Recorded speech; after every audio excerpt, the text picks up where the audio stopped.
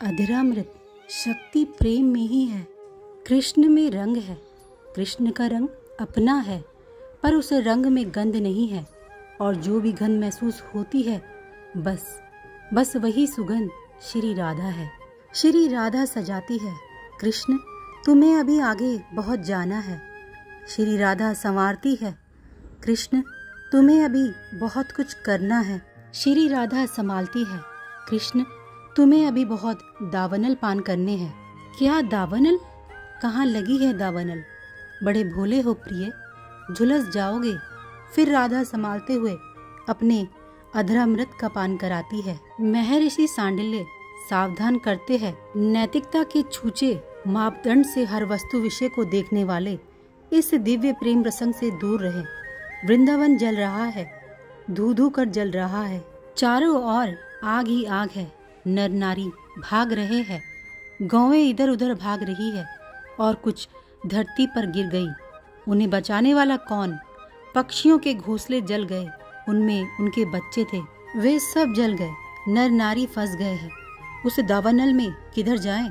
श्री राधा घबराई हुई नींद से उठी, श्वेत से नहा गई थी। उनके श्रीधाम की ये दशा सपना था ये, पर अलादीनी शक्ति का सपना भी सत्य होगा ही। शीघ्र अति शीघ्र अपने बिस्तर को त्याग उठी। बेटी उठ गई, अब नहा ले। कीर्ति रानी ने अपनी लाडली को जब देखा तो स्नान के लिए कह दिया। हाँ मैया, गई स्नान करने, पर श्री राधा ऐसे कैसे स्नान करेंगी? सखियां खड़ी है उपटन लेकर, बिठा दिया उन्हें सखियों ने और अंग अंग में उपटन लगा लिया। अब तो नहाने दो, श्री राधा रानी ने सखियों से कहा। उपटन लग चुका है, श्री राधा रानी को जल्दी है, उन्हें आज श्री धाम वृंदावन को बचाना है, वहाँ दावनल लगने वाली है। पर ये बात कहें कैसे? अब इतनी जल्दी भी क्या है, मिल लेना उस सांवरे से, पूरा दिन पड़ा है। हंसते हुए सखियां बोली और फिर बिठा दिया। उपटन को सूखने तो दो लाडली जू, सूख गया, पर अब फिर उसे रगड़ कर निकाल रही है ये सखियां। अत्यंत कोमल शरीर है श्री जी का, बहुत धीरे धीरे करना पड़ता है, देखो इनको कष्ट ना हो। चलिए उपटन भी हो गया, अब स्नान की बारी। स्नान में भी समय तो लगता ही है, लगा समय। फिर वस्त्र और उनका श्रृंगार। अरे कहाँ चली स्वामिनी? सखियां जोर से पुकारने लगी। आकर बताऊंगी, अभी समय नहीं है, अकेले मत जाओ ना, हम भी आती हैं। सखियों ने फिर पुकारा। नहीं, मैं शीघ्र ही आ जाऊंगी, कोई मत आओ मेरे साथ। श्री राधा तो देखते ही देखते यमुना के किनारे चली गई थी और अपनी नौका लेकर पतवार चलाते हुए कुछ ही देर में नंदगांव पहुंच गई। नंद भवन की ओर चली, पर आज ही दौड़ रही थी, चल नहीं रही थी। देखने वाले, ये तो भानु दुलारी है ना? हाँ, ये राधा ही तो है। द्वार खटखटाते हुए नंद भवन में, राधा आओ बेटी आओ।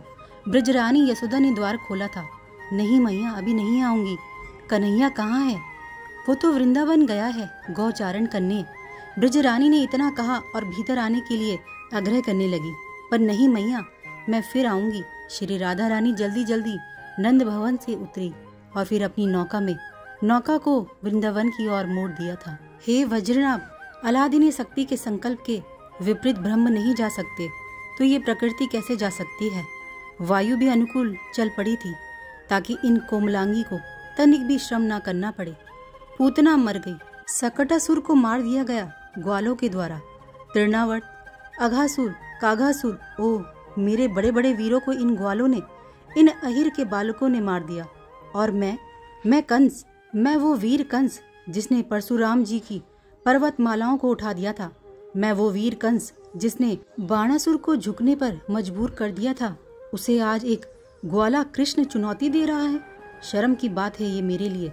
चिल्ला उठा था कंस उस दिन। तुम लोग चुप क्यों हो? क्या अब कोई उपाय नहीं बचा तुम लोगों के पास? अपने राक्षसों को देखकर चीख रहा था कंस।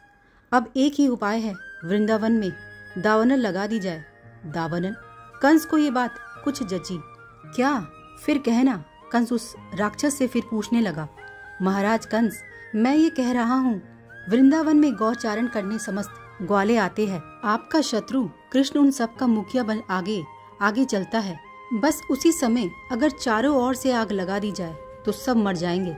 अरे वाह, तू तो बहुत बुद्धिमान है। ले अपने गले का हार उतार कर दे दिया उस राक्षस को कंस ने। अब जाओ और जब कृष्ण गौ चराने वृंदावन में आए आग लगा दो, उन ग्वालों को घेर कर आग लगा देना, कृष्ण बचने ना पाए। पहुंच गई थी श्री राधा रानी वृंदावन। नौका को किनारे से लगाकर वहीं बैठ गई, इधर उधर दृष्टि डाली। चलो, कंस ने अभी आग लगाई नहीं है। राहत की सांस ली थी उन कृपा की राशि किशोरी जू ने। तभी कृष्ण ने नौका को देख लिया, अपनी प्राण वल्लभा की नौका देखी कृष्ण ने तो उनके आनंद का पारावार न रहा कि उस नौका पर श्री जी बैठी है। वो दौड़े, नौका के पास आए। राधे, ओ राधे, आवाज दी। आंखें खोली, श्री राधा रानी है, मैं तुम्हें ही पुकार रही थी प्यारे, आओ ना इधर। नौका में ही बुलाया श्री राधा रानी ने। पर तुम इतनी घबराई हुई क्यों हो? नौका में चढ़ते हुए बोले कृष्ण। प्रिय, आज बहुत बड़ा अनर्थ हो जाता। श्री राधा अभी भी घबराई हुई थी, पर हो क्या जाता? ये हमारा वृंदावन, ये हमारी गौएं, ये हमारे ग्वाल बाल सब जल जाते और तुमसे भी कुछ ना होता। क्या कह रही हो राधे? मैं कुछ समझा नहीं। दावनल पान करने की शक्ति तुम में नहीं है, श्री जी ने कहा। हाथ जोड़ लिए कृष्ण ने। हे स्वामिनी, मेरी शक्ति तुम हो ना, इसलिए ही तो आई हूँ दौड़ी दौड़ी बरसाने से, ताकि इस जगत में भी लगे या लगने वाले दावनल को तुम पान कर सको। कैसे कैसे मेरी अलादिनी? श्री राधा ने इधर देखा ना उधर, खींचा अपनी और अपने प्राण कृष्ण को और अपने अधर कृष्ण के अधरों में रख दिए। पान करने लगे कृष्ण श्री राधा के अधरामृत का, ताकि इस जगत में फैलने वाले दावनल का पान कर जीवों को ये शांति प्रदान कर सके। श्री राधा, देखो माधव, देखो आग लग गई है वृंदावन में। वो देखो, जाओ प्यारे, अब मैं तुम्हें शक्ति प्रदान करने आई थी। जाओ जाओ, इस वृंदावन को बचाने का अभिप्राय ही ये होगा कि तुम समस्त जगत को भी बचा रहे हो। कृष्ण को अलादिनी के द्वारा वो अमृत मिल गया था जो इस धरा का अमृत नहीं था, वो अधरामृत था, यानी अलौकिक अमृत। श्री राधा रानी खड़ी हो गई। कृष्ण उस कंस के द्वारा लगाए गए दावानल का पान करने लगे थे। श्री राधा रानी मुस्कुराते हुए देखती रही।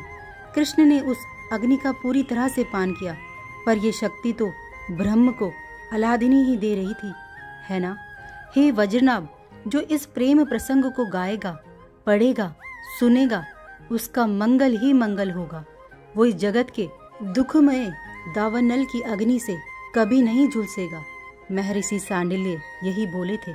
संत राधिका चरण रेणु मनुस्मरामी। जय श्री राधा, जय श्री हरिवंश।